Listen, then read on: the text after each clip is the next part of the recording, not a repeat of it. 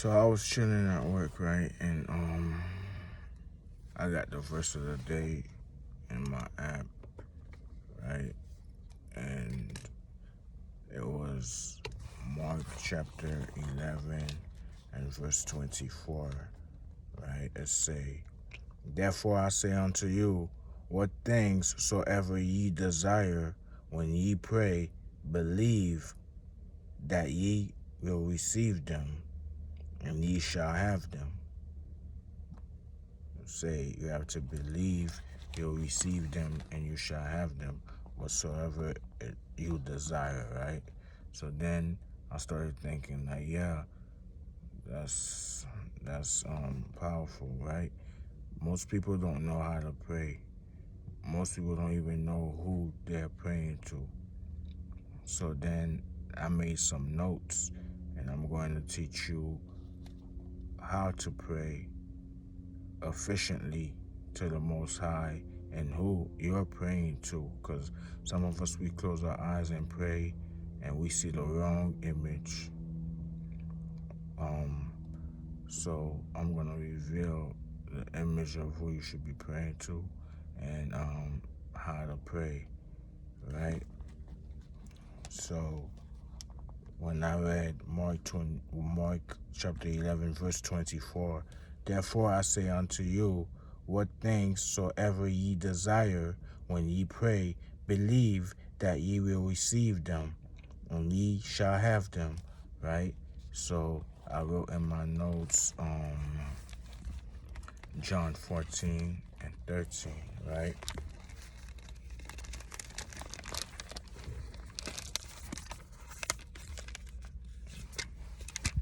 Because that's what correlates with that, right? John chapter 14 and verse 13. "And whatsoever ye shall ask in my name, that will I do, that the Father may be glorified in the Son. If ye shall ask anything in my name, I will do it. If ye love me, keep my commandments." So right there you peep, anything you want or anything you ask for in the Most High's name, He will do it, right? He will give it to you. But it also say right after that, right after He say He'll give you what you ask for in His name, right? He say, "If you love me, keep my commandments." So it's a do to get relationship and a get to do relationship. You feel me? And if you love God like you say you do, keep His commandments like He say, right? So that's a give and take relationship right there, right? Because I jump down to verse 21. I say, he that hath my commandments and keepeth them, it is that loveth me. So if you have the commandments of the Most High and you keep them meaning you do them, that's how you love Him, right? "And he that loveth me shall be loved of my Father, and I will love him, and will manifest myself unto him." How will He manifest Himself unto you? By showing His glory in you, by giving you what you ask for, by setting you up top, because you're doing His commandments, you're doing His will, right? Some people think they could do nothing but pray and get something. It don't work like that. And most of us don't realize that, right? So what I wrote in my notes also was John 9 and 31. John chapter 9 and verse 31. John chapter 9 and verse 31. Now we know that God heareth not sinners, but if any man be a worshipper of God and doeth his will, him he heareth.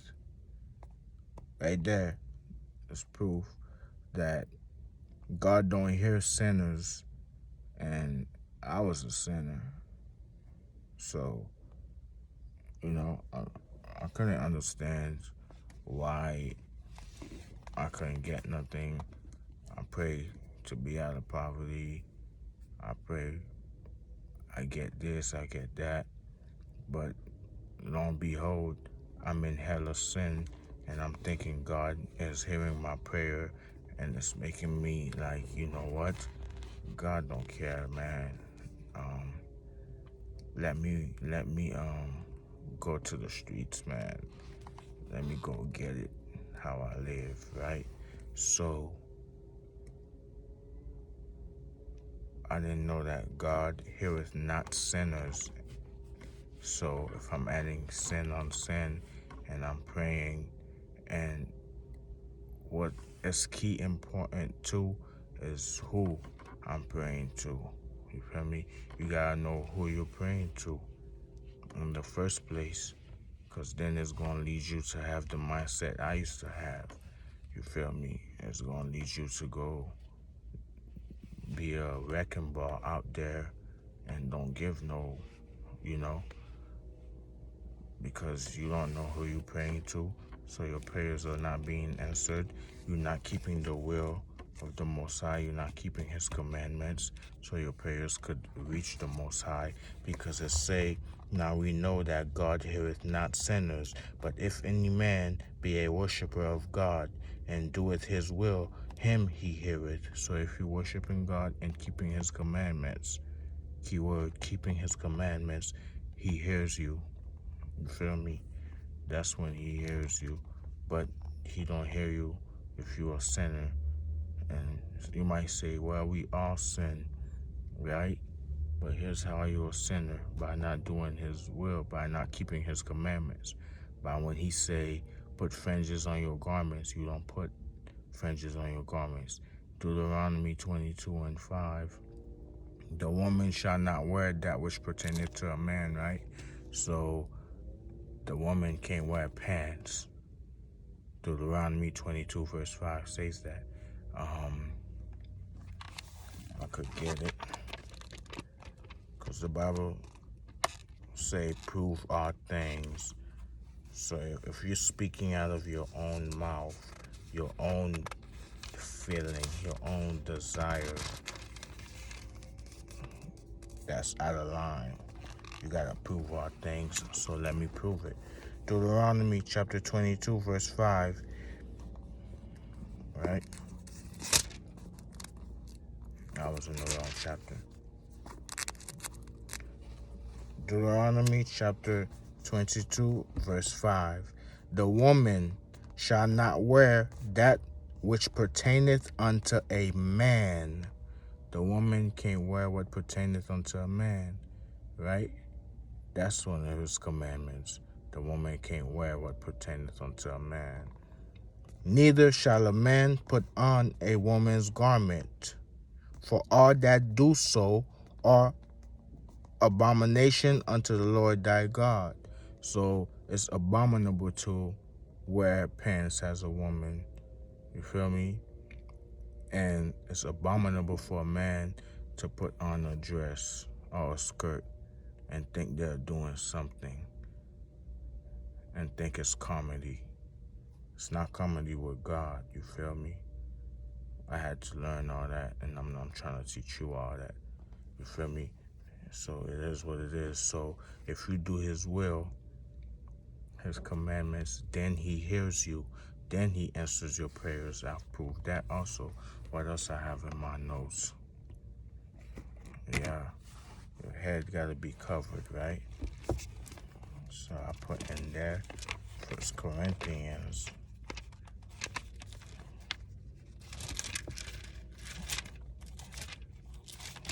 First Corinthians chapter 11. I need chapter 11 and verse. First Corinthians chapter 11 and verse 3. But I would have you know that the head of every man is Christ, or some will say Yahweh Shai. And the head of the woman is the man. And the head of Christ is God. So how we see is the Father, God, Yahweh, the Son, Christ, Yahweh Shai, then the man, then the woman, and children, whatsoever fall under that, dogs. Like it's a hierarchy, right? So we see that every man, verse 4, every man praying or prophesying, having his head covered, dishonoreth his head. So if you as a man and you have your head covered, you dishonor your head. Who's the man's head? Who's my head? Christ, Yahweh Shai, right? That's who's my head. So I dishonor him, right? But every woman that prayeth or prophesieth with her head uncovered. If you're the woman, if your head is not uncovered, let's see who you dishonor. Dishonoreth her head, your husband, your man, right? So you dishonor him. So we know that in Hebrews 13 that marriage is honorable and all. So it's an honorable thing to be married.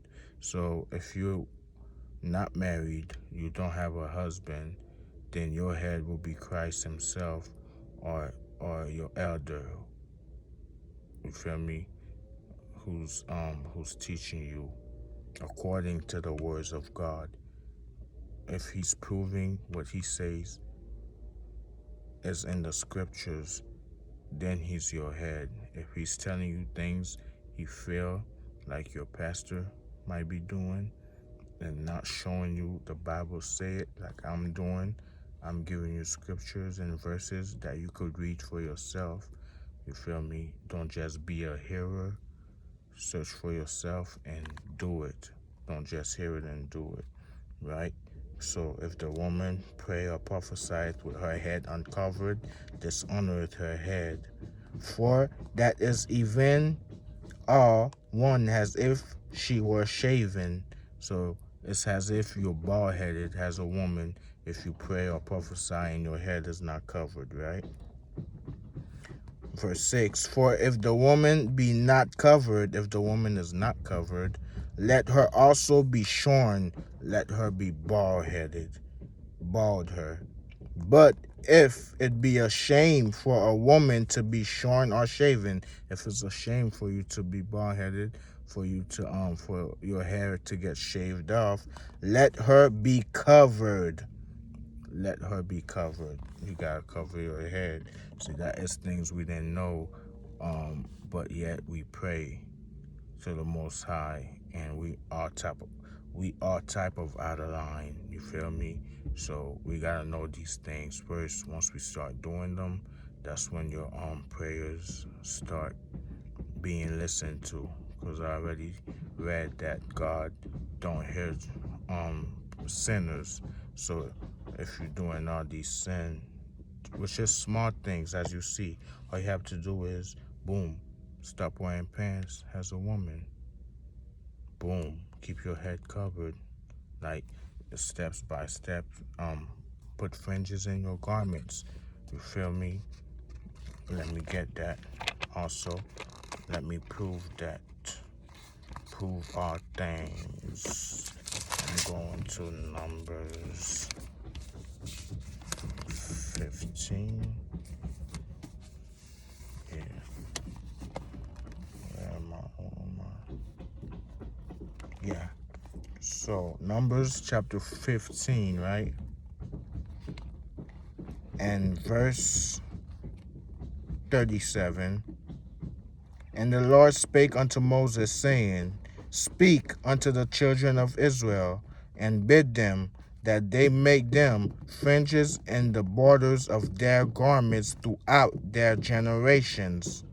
So God say to put fringes on the borders of your garments throughout your whole generation. That means grandfather, grandma, mom, dad, son, daughter, toddler, infants. Like they have to wear fringes in the borders of their garments. That's a commandment by God right there. And we already read that if you love me, keep my commandment, God said. So you have to keep God's commandment. You have to do his will, right? Then he hear your prayers throughout their generations, and that they put upon the fringe of the borders a ribbon of blue. So you have to put a blue ribbon on top of the fringes. You sew it in. Like, that's easy. You feel me? At first, I thought it would have been hard. You feel me? But we are set apart, right? We're holy, and we have to know that. So when I started doing that, it was easy to because if you know me, you know I came from, you know what I came from, so I thought it would have been hard. But if you really know me, then you know that I do not care what anybody think, because I could be as hard as them, even harder. You feel me? And you know that, like, I wasn't out here like trying to play games with somebody that think they could play with me. So it was easy for me to put on some fringes. The worst you could do is talk about it and say something about it, but you will never do nothing about it, right? So I took that fringe, I put it on the border of my garment. It was a progress. It was progressing. Then I know that you can't work on the Sabbath, which is sundown, Friday to Saturday sundown, right? So you can't work. You can't do your own pleasure. Your own pleasure meaning doing anything outside of the Sabbath, which is buying, selling, or cooking. You can't do that on the Sabbath. Friday sundown or Saturday sundown, I start keeping that. The Most High start seeing that. He start putting it in your spirit to do it, to do these things. So it's not grievous. Just like the scriptures say, keep his laws, statutes, and commandments. It's not grievous. It's not a hard thing to do. That's what that means. So, it was easy like that. So you can't say you love God and you're not doing it. If you're not doing his will, and we read that he don't hear sinners. So as long as you're not doing this, you are still in the midst of sin. You feel me? So once we start doing those, then we could understand what praying is. We could get closer to praying. And I also put in my note that one thing we do the wrong way is how we be praying. It says in Matthew 6.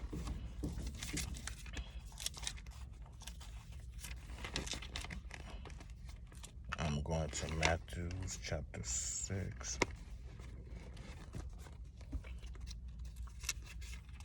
Okay, I wrote it in my notes. Yep, it was Matthew 6.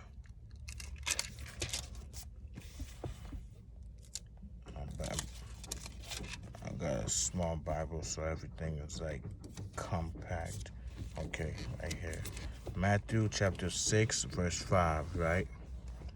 And when thou prayest, thou shalt not be as the hypocrites are, for they love to pray standing in the synagogues and in the corners of the streets, that they may be seen of men. Verily I say unto you, they have their reward. So what that means is, don't be like the hypocrites are. Don't be out here standing in the middle of the street trying to pray so you could be seen of men, so people could think you're righteous. People could think, Jesus is with that person. Oh yeah, he loved God. She loved God. Don't do that. Just like the scriptures say, don't do it. That's being a hypocrite. Verse 6, when thou prayest, when you pray, enter into thy closet, and when thou hast shut thy door, pray to thy Father which is in secret, and thy Father will seeth in secret, which seeth in secret shall reward thee openly. See that? So it's saying, when you pray, enter into your closet. That's not literal, but it could be literal. Feel me? The key point is, do it in secret. Feel me? Don't try to be seen of men. Do it in secret. Pray to the Father, right? So when you do that in secret, he rewards you openly. You feel me? Somebody will just see you in a new whip, new car. Who this, right? New house. Who this, right? But nobody knows how much you're praying. They're not supposed to. They're not supposed to see all that. That's why you do it in secret. That's why I say, if you pray and you believe, you feel me, then you'll have those things, right?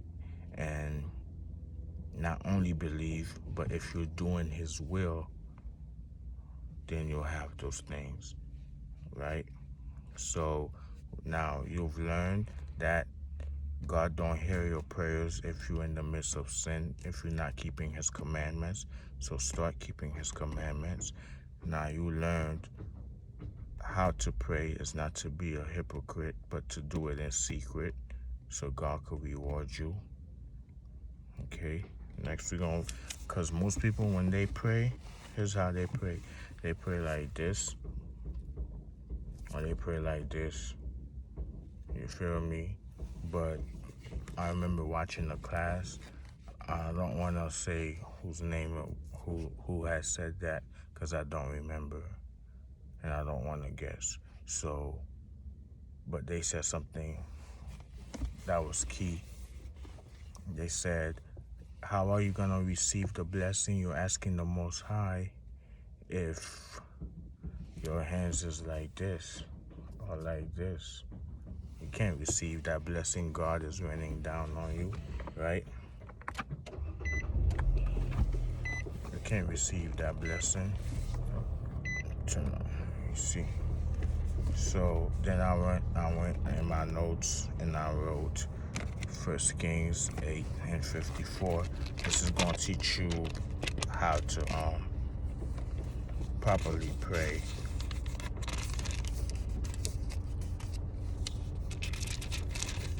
All praises to the Most High, man.